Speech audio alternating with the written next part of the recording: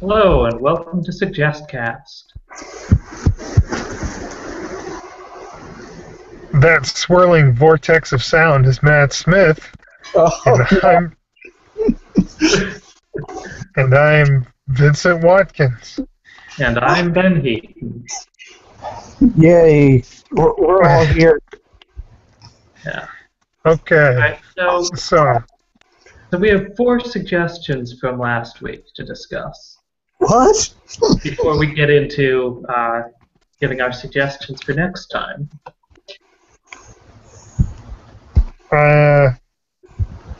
my phone just told me that Matt muted Ben. I was trying to. I see that. He did. Okay, so there were 4 suggestions from last time. And let's recap what they were. They were the web game Cursor x 10, the webcomic Captcha Comics, the RiffTrax version of the film Inception, and Vincent had a kind of task challenge thing to send a handwritten letter to a celebrity. With the goal of getting a response back. Right. Alright, Captcha Comics, that was actually a leftover suggestion from a previous podcast, right? We forgot to talk about? We forgot to talk about last time when we should have. But we can talk about now. 3 weeks ago. No, it was suggested 2 weeks ago, so we should have reviewed it last week. All right. But we didn't. So let's take care of that now. And this was suggested by Lewis Powell. Yes. And I don't remember why he suggested it. I mean, he said he liked it, but I don't know what specifically about it. Well, I mean, it's a unique concept of taking a randomly generated nonsense word and trying to turn it into a comic. I think it works fairly well, at least for the early ones. The website that I found them on was a sort of like submit your own Captcha comic thing, thousands of them on there. Yeah, they seem kind of uneven to me. Yeah, as you can imagine, the quality declined as the process went on. So, I found that I generally didn't like the ones where one of the words wasn't actually a word, but just some random characters. yeah, that's pretty difficult material to work with. Yeah, they would generally kind of stretch and go with a word that was kind of similar to it, and then just have a bunch of typos for consistency. Yeah, it's something that like if you just describe what it is, it doesn't seem like it would be worthwhile or funny at all. Just like we take the phrases we get from a CAPTCHA and then we try to set up a convoluted situation where that would actually be an appropriate remark to make. But I actually did entertain me for a little bit. I don't know that it's something I could regularly read. You know, like if I read it over a period of a week, I think I'd probably be done with it. Actually, I read a few dozen probably a couple dozen, maybe like at first, and then I felt like I was probably done for a lifetime. But it had some amusement to it, more than I would have expected. Yeah, one thing I found interesting about it is it's not just that they're creating situations where this random CAPTCHA phrase would be used. The comics end with that CAPTCHA phrase. Like, it's in the place where a punchline goes. Most of these are, in fact, trying to use it as a punchline, at least syntactically, which creates an interesting rhythm. Oh, hey, is my volume okay? Am I... Sounds fine to me. Okay. It becomes a little bit predictable, though, because, well, I guess You read the title of the comic first. Completely predictable. But I think a problem with the format is that there are so many different people making the comics that there's zero consistency in their quality and tone and execution, which hurts the site, I think. Well, it helps the element of surprise, though. I guess that's Like if you're talking about them becoming too predictable, that can help. yeah, but people are going to want to make. They're going to want to emulate successful comics, and then you'll have a bunch of copies of the ones that were the most successful, like the one where the punchline is the Captcha. Yeah. I don't know that I could really tell much of a difference between the good ones and the bad ones. Yeah. I don't know that I saw. I mean, they all, art-wise, were pretty much artistically bankrupt, right? Yeah. Finished if bankrupt, but yeah, I see what you're saying. Like Rage Comics level. Yeah, well, they eventually do become Rage Comics. Yeah. What are Rage Comics? It's a Reddit thing where there's some like stock set of stick figure art images that people use to illustrate Oh. comics about their lives or whatever. Right, okay, imagine like... I'm not selling it well because I don't care for them. well, you shouldn't sell it well. There's no good way to sell it. Imagine like, a comic where somebody copy and pastes all of their art from the same bank of faces, but... a bank of faces that is used solely for these copy-paste comics by right.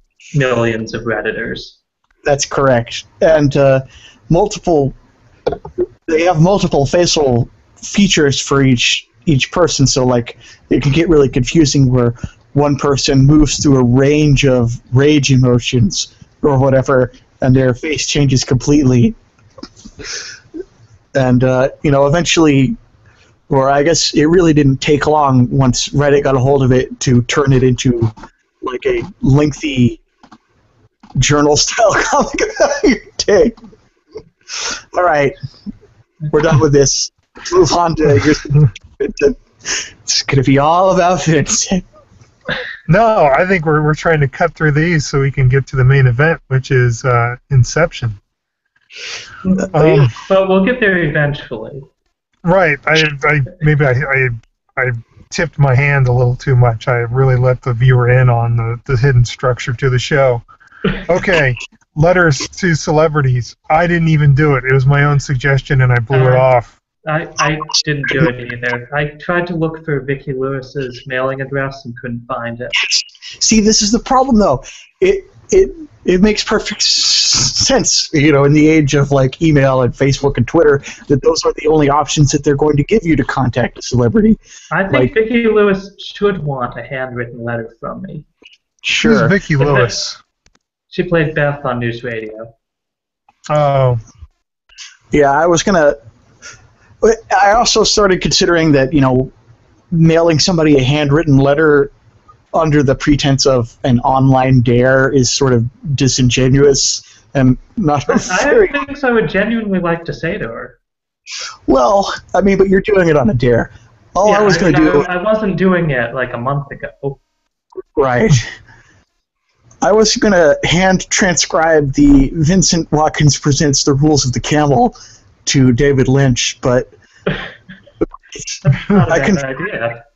David Lynch Foundation website has an address listed for him, but there's no way he's going to read that, I don't know. He might. He's unpredictable. He is unpredictable, but he also seems to be pretty busy with his new music and stuff, so... Yeah. I've found...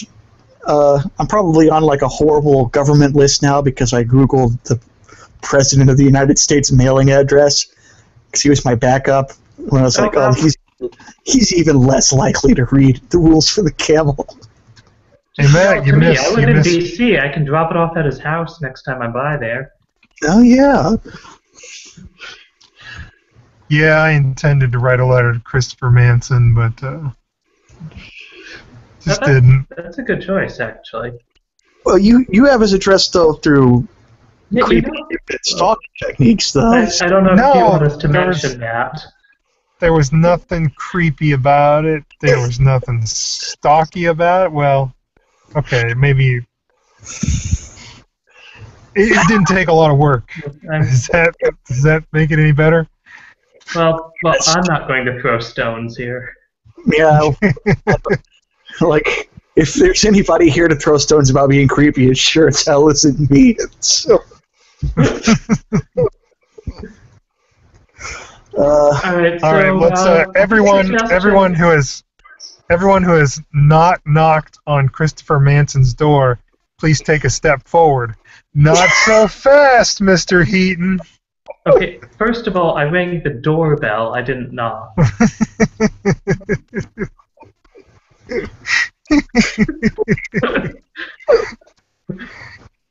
Okay. The bears.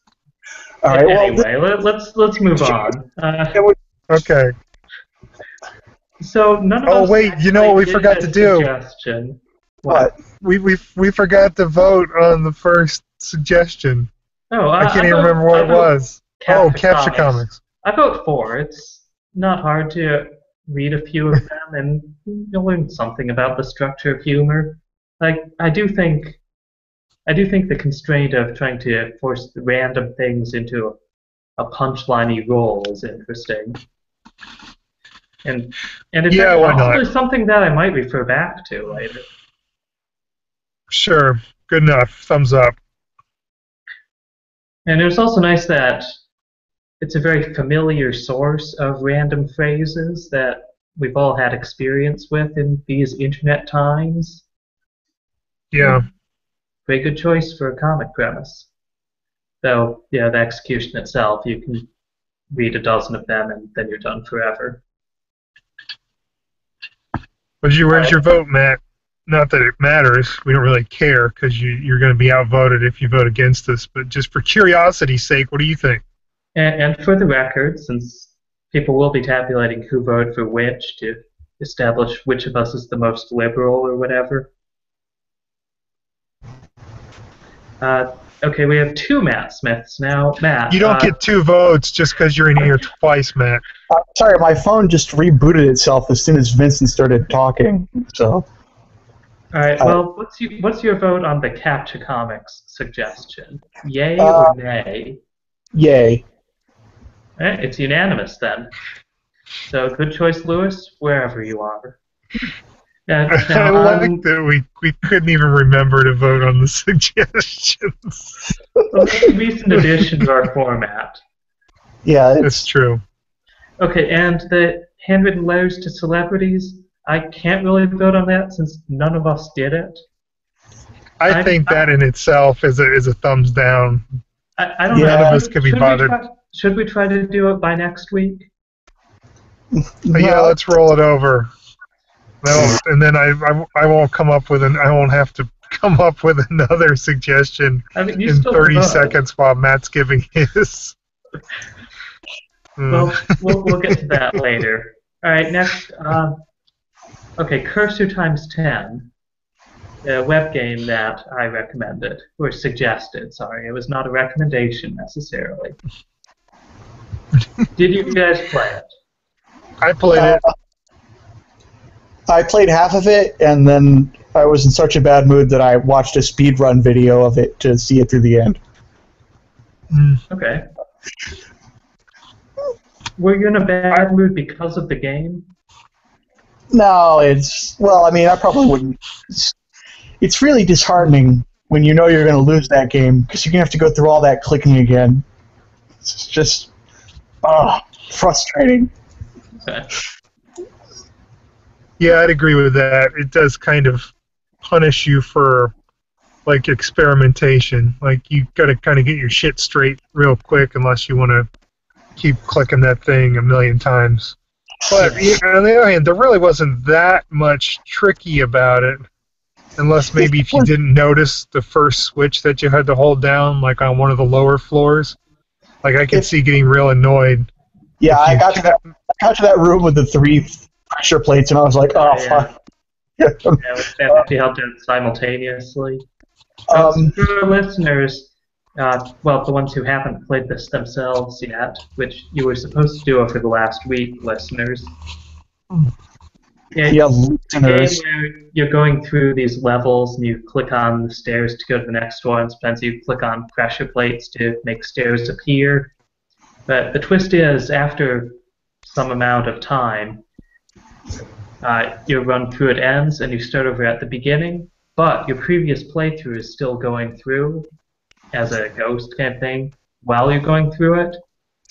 So you're moving through, this other cursor from your last run is going through. If they hold down a pressure plate, the stairs appear for you to click on and go up, that sort of thing.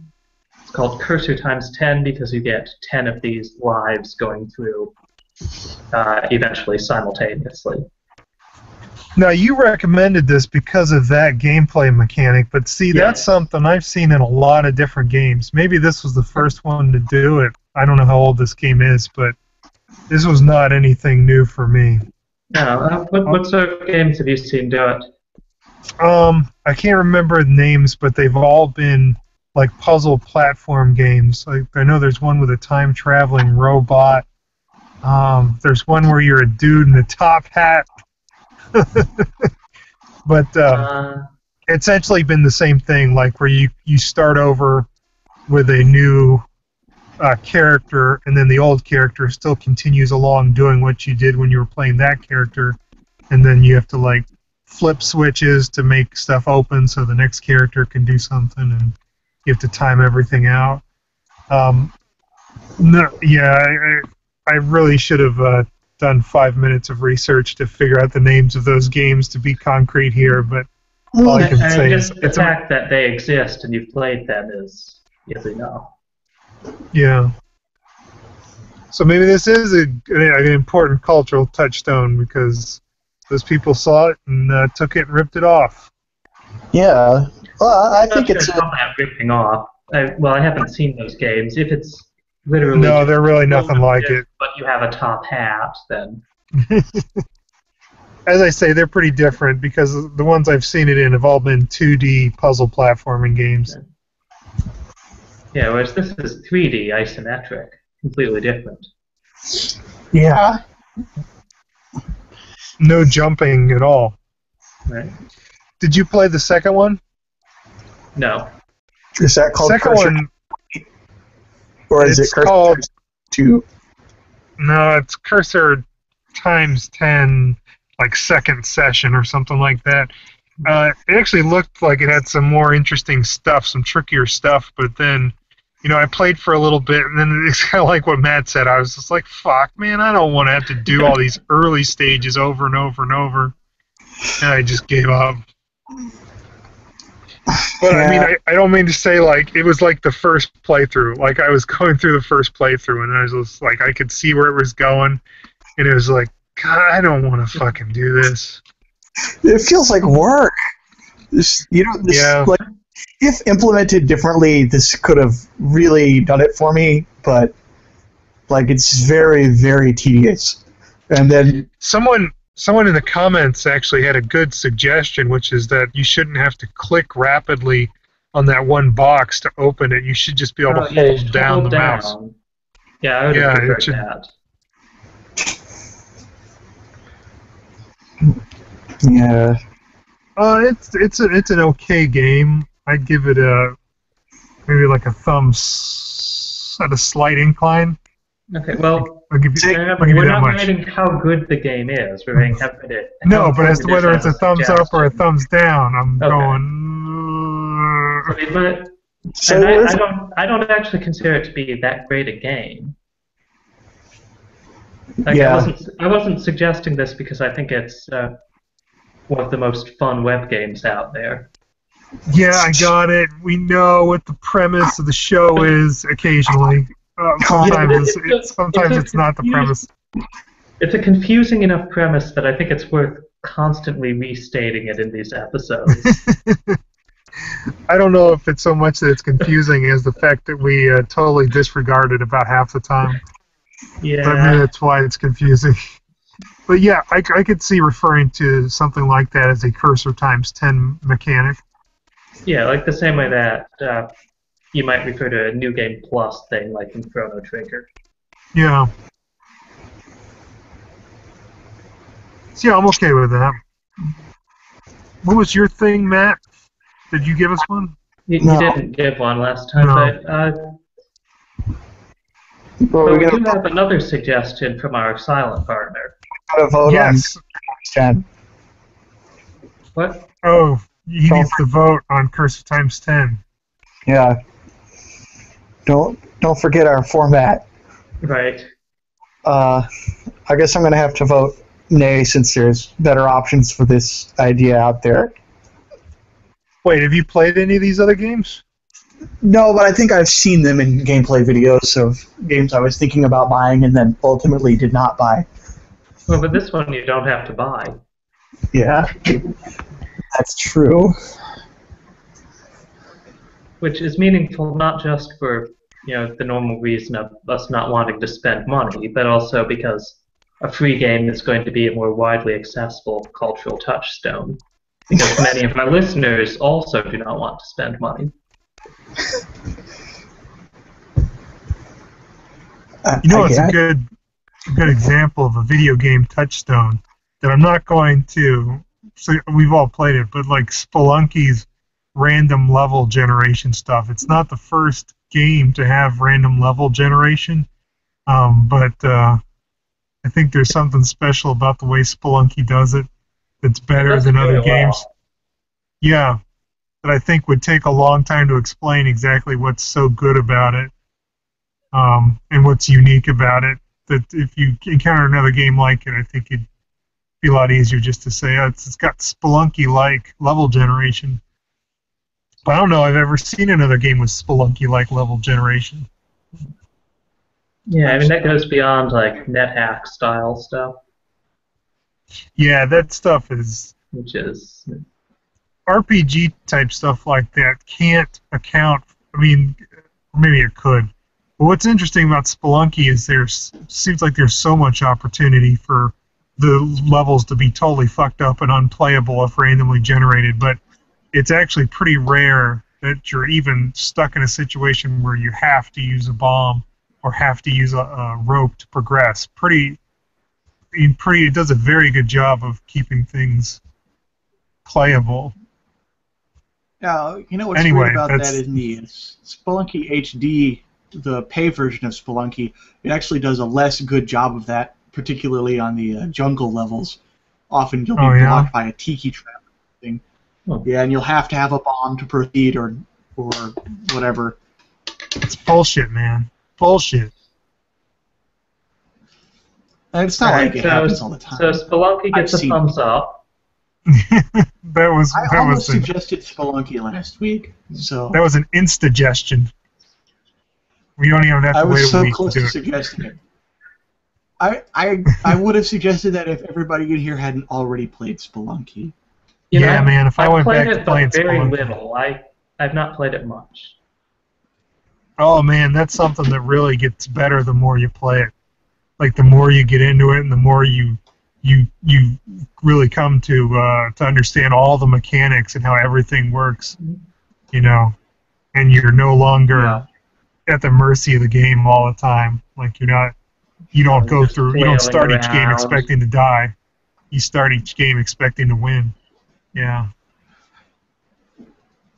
Okay. Anyway. Inception. Well, specifically the RiffTrax version of Inception. Now, before we get into this, had any of us seen Inception before? I had not. I had. I didn't. Wow, really? I'm surprised you guys hadn't seen Inception. Yeah, it's a movie that a lot of people have seen, but I don't know. I felt like I had a decent idea of what it was, enough to be able to relate to it in popular culture. Like, my impression of it is it's something people reference whenever any situation gets even one level meta. They start talking about, whoa, we're inceptioning this. We have to go deeper. Oh, man, did people really use it that way?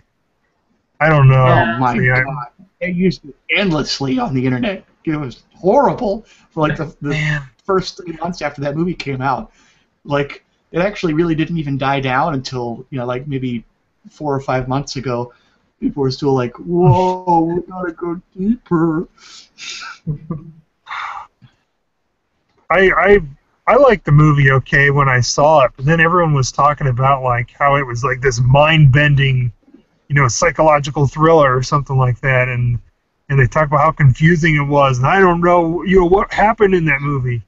Whereas I thought that was just completely ridiculous. I mean, we don't know whether it's a dream or not at the end. It's not too mind-blowing. I think we can all understand what's going on there.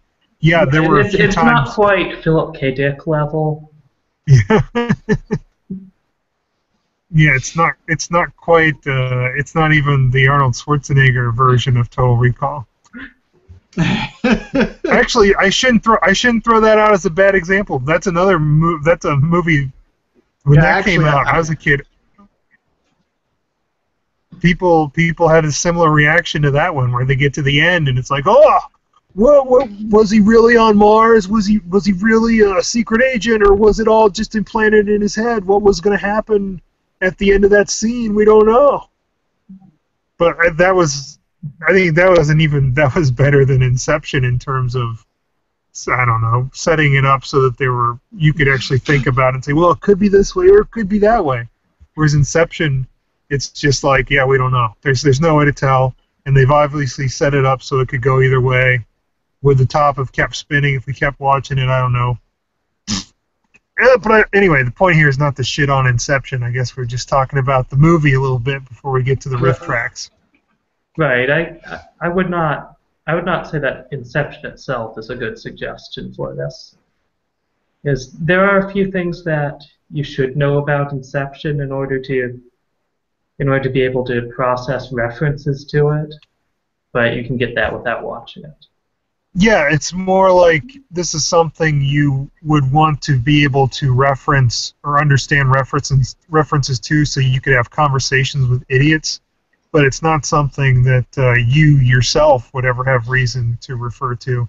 I guess except if you're actually talking about the idea of going inside someone's dream to put an idea in their head, then I guess you might refer to that as Inception. Yeah, but I guess what's that? That was interesting. Prior to watching this, when I'd heard people talking about Inception, they very rarely mentioned the actual inception part of it. Like that, these people aren't just going into dreams and then dreams within dreams and so on and wow, crazy. They're doing this specifically to implant an idea in this person's mind that they'll then act on after they're out of all the dreams within dream nonsense. Mm-hmm. And in the movie, it's presented as a very strange and dangerous thing. Mostly people use this dream technology to just steal thoughts and ideas from people, not to put in new ones. And yeah. I had no idea going in that would be such an important distinction in this fictional world.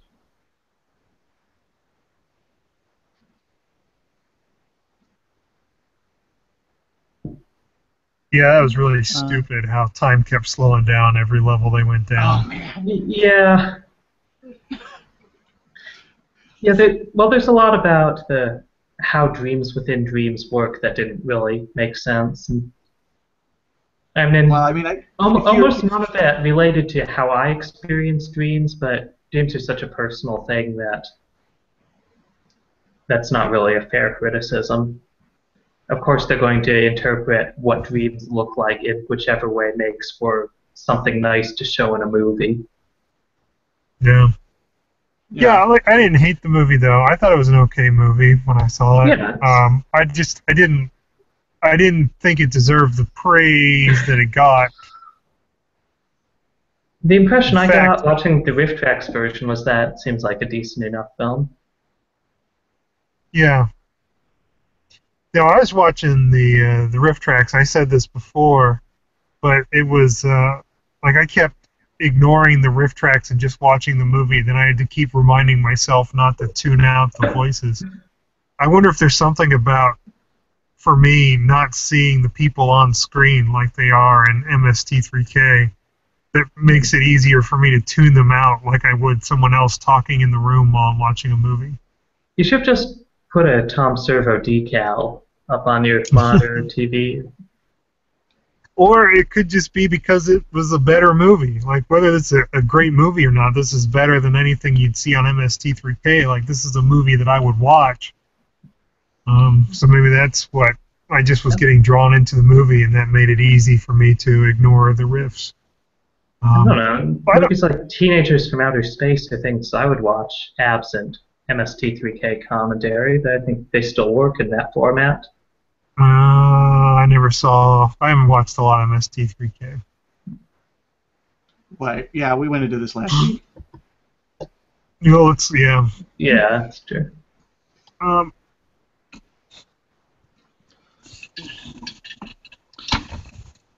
So, was there anything particularly good or special or unusual about the riff tracks to this, in your guys' view?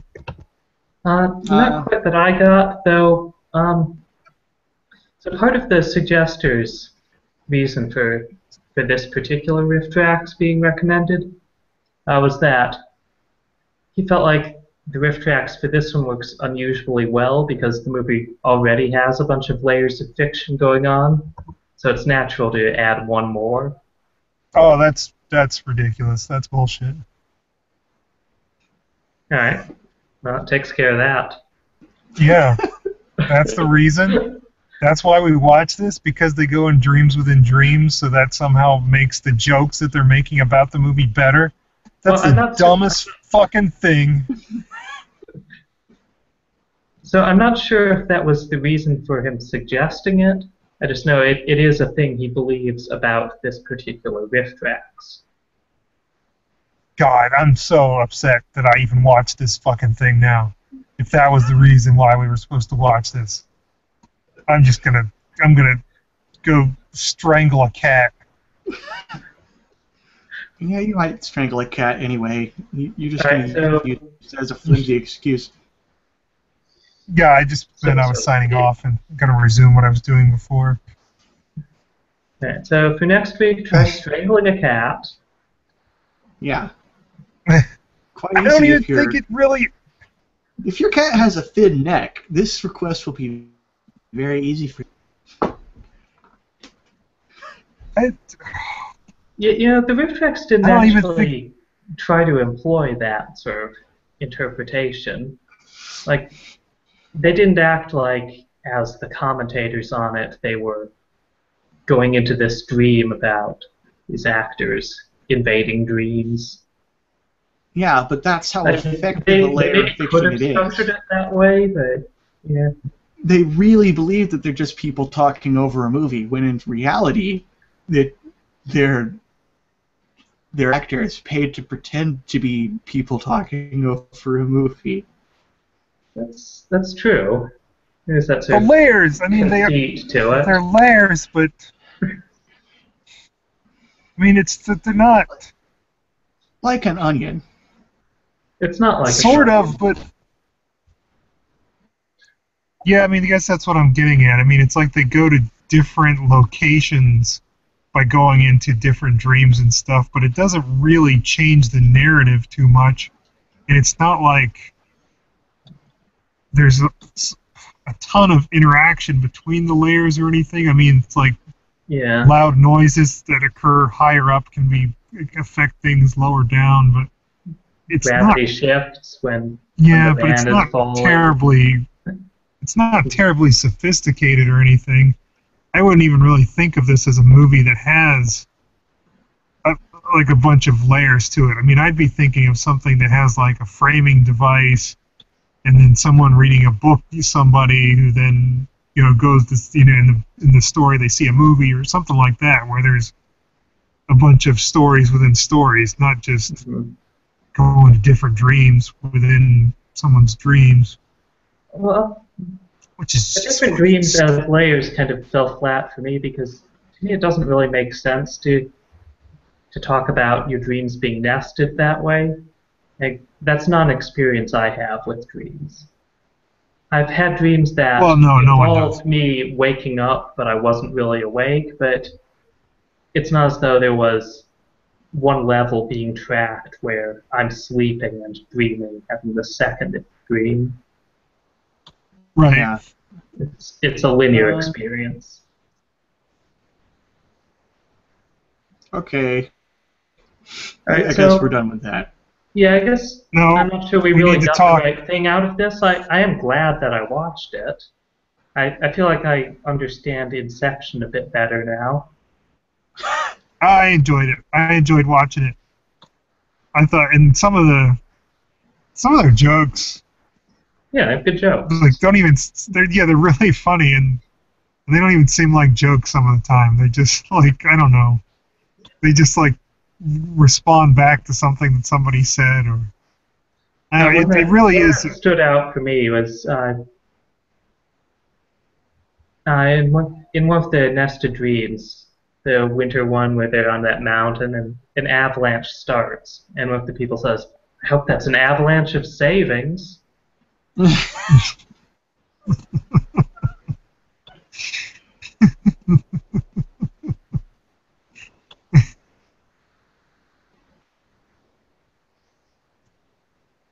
Well, Well, Okay. and I guess again, that's all there is there. an ounce of preparation might have armed us all with some quips that we want to recall and say were particularly funny, but I can't remember a single joke from that movie. I just have a vague sense that it was occasionally very funny. But I felt the same way about MST3K. It's just the movie itself that I was watching was so boring that I couldn't enjoy it. So I think Riff Tracks probably is a better series for me if I can find a movie that I wouldn't mind sitting through. I don't think their comments, their jokes depend on the movie being bad. No. I don't think the MST3K episodes I've seen I don't think the jokes they made during those were funnier than the jokes they made during Inception, although maybe I'd have to think about that to be sure about it. But it seems like they could do just as good of a job with a good movie as a bad one.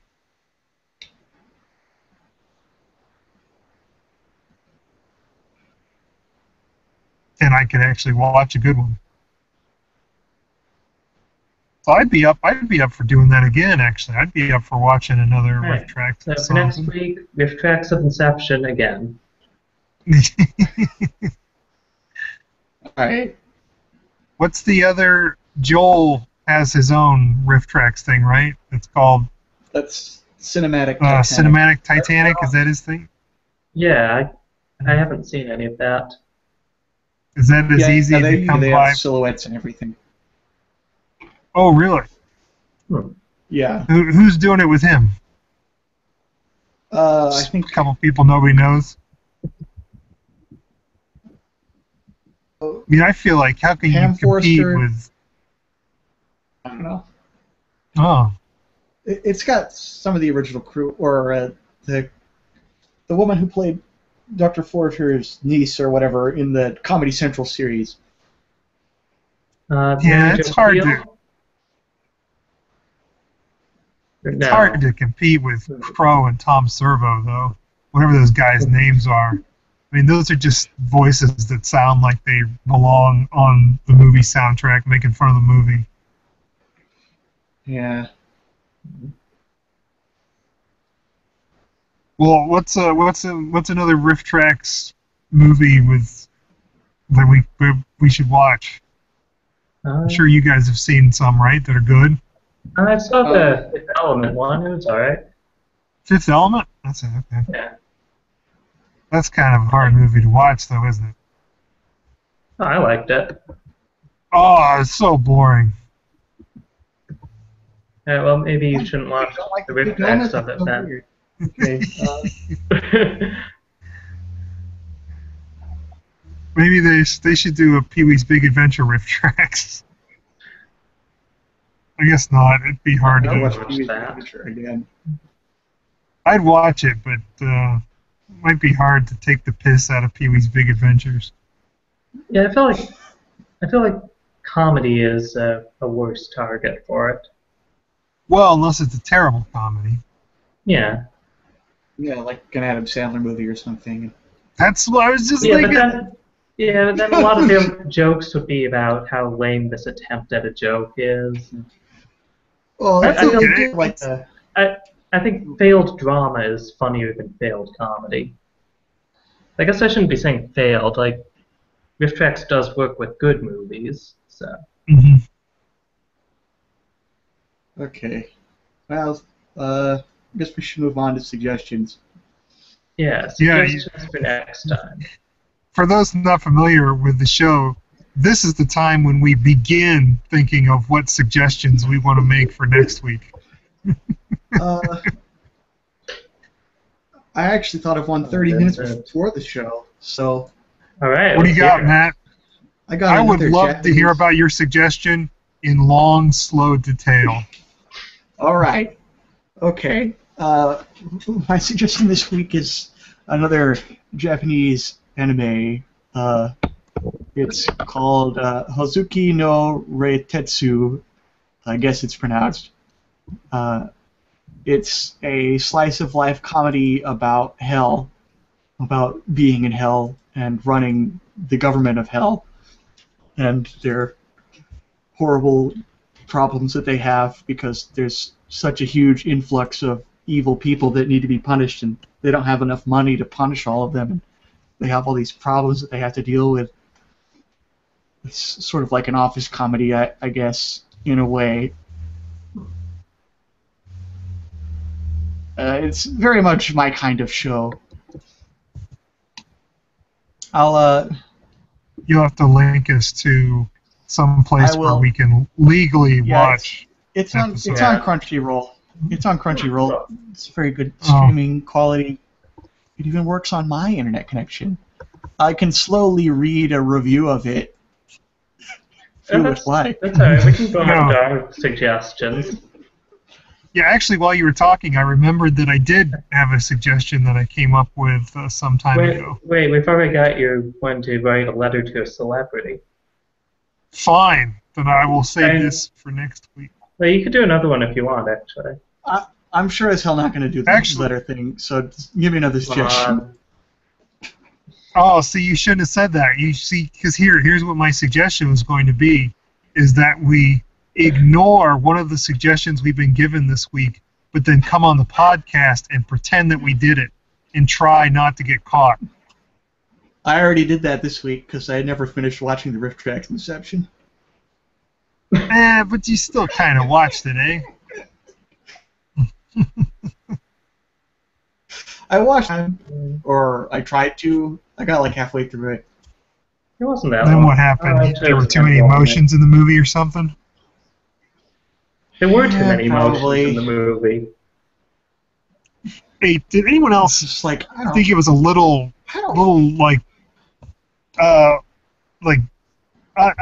inappropriate in that scene where Gordon Levitt gets what's-her-name, Ellen Page, to kiss him?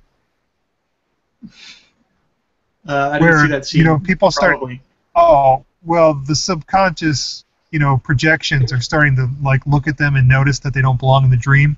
And he goes, "Oh, quick, make out with me," or whatever.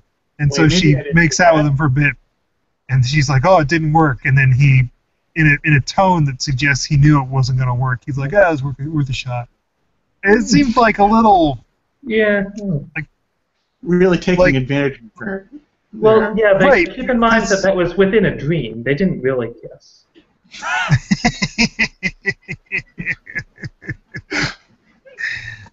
That's a good point. You can do anything you want in a dream, and it's okay. Except sometimes it means you die for real or go into limbo, or, Yeah, I think the Rick and Morty parody of Inception was way better than this Rift Tracks. Oh, Rick and that was good. I mean, it's not fair trying to compare something else to Rick and Morty. There's not a suggestion for us, but a suggestion for the audience. Let's not even pretend like anyone's watching this. That's not a suggestion. People are watching this, I guarantee it. And Jack will watch it, I guess. That's not suggestion. That's just us saying that Rick and Morty is good. No, I am in fact suggesting that they watch it. No, I do think they should watch. What specific thing are they getting out of that? Like, other than the experience of having enjoyed a good TV show. No, they have to they have to learn how to do an impression of Rick. It's the most. Oh, I know. It's easy and it's so much fun. It's so much fun to be like, oh, I can't do it while I'm lying on my back for some reason. It's not working. That's the reason. Yeah, that's why you can't. Fuck you, you son of a bitch! I love doing a Rick impression. All right, I so do it all the time. My suggestion for next time is the TV show Stark Raving Mad. This had Neil Patrick Harris. It's the main thing I know him from. This was a sitcom that ran from 1999 to 2000. Single season. There were 22 episodes. I don't think all of them were aired. It's very underappreciated. Promising. I actually do like quite a bit of shows that never finished airing, like the Clerks, the animated series, and the Dana Carvey show, and Get a Life.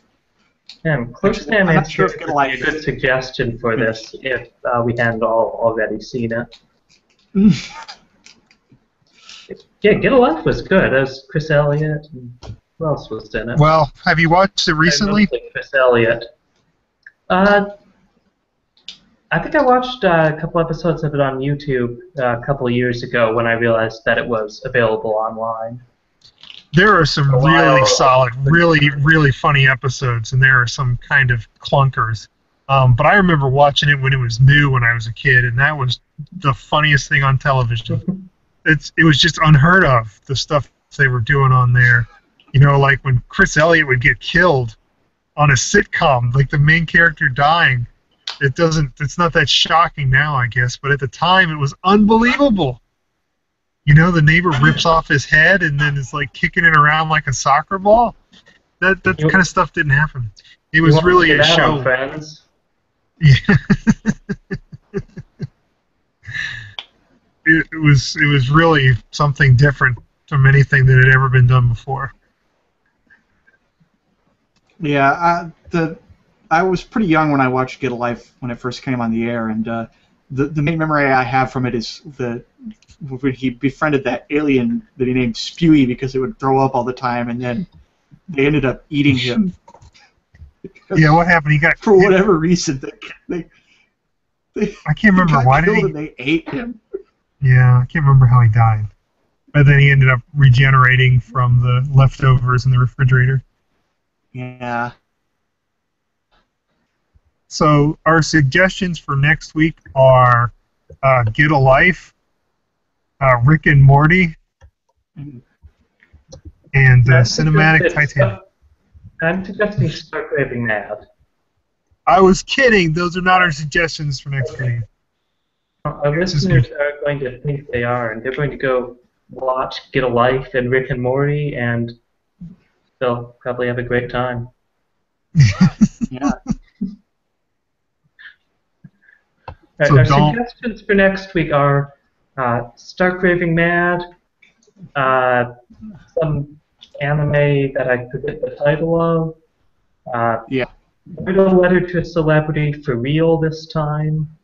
All right. What am I forgetting? Is that it? No, and no, you had another.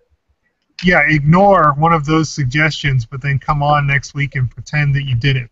That one is going to be difficult for our viewers to do.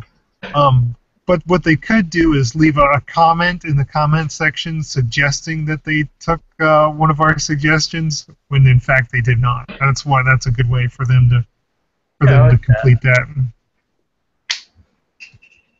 Okay, and that Matt says Hozuki no Reitetsu. There's only 2 suggestions to ignore. What? No, there are 3 suggestions you could ignore. There's Stark Raving Mad, Hozuki whatever, and Send a Letter to a Celebrity. Oh, okay. And see, Matt, here's the thing. You're supposed to be trying to trick us into thinking that you did do it, so don't even fucking come in here without having written a letter. I got the address of the celebrity. How do you know? Oh. We'll know. Maybe it's It's a brilliant play. It's not. You're a terrible liar. I'm a fantastic liar. You're not even good at telling the truth.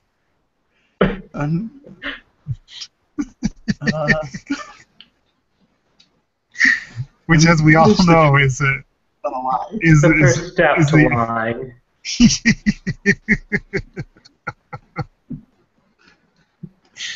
Oh man. I think there's something lying, to that.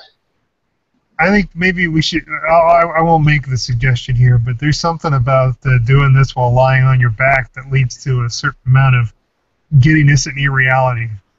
Huh. Well, maybe I'll try that next time. Maybe just try to do it in your ordinary life. Like whenever you have the opportunity, try lying on the floor. Whenever you're talking to somebody, communicating, really it'll make you lighten up. Does it have to be on suggestions the floor, for or next should I lie week? down on a couch? I do think that a you fair better do. amount. You might want to do the floor just to be safe. Okay. I've laid on couches a lot before too, and I've never reached the heights of ecstasy that I've reached now. Yeah, I find it relaxing. I wouldn't say it makes me ecstatic. Well, that's the difference between couches and floors. I guess so. Yeah, Maybe that's why buildings are always constructed with floors. it's part of a conspiracy. And only sometimes with couches. Buy more Oreos. Oh man. Alright, so that's our suggestions. We'll see you next time. Bye.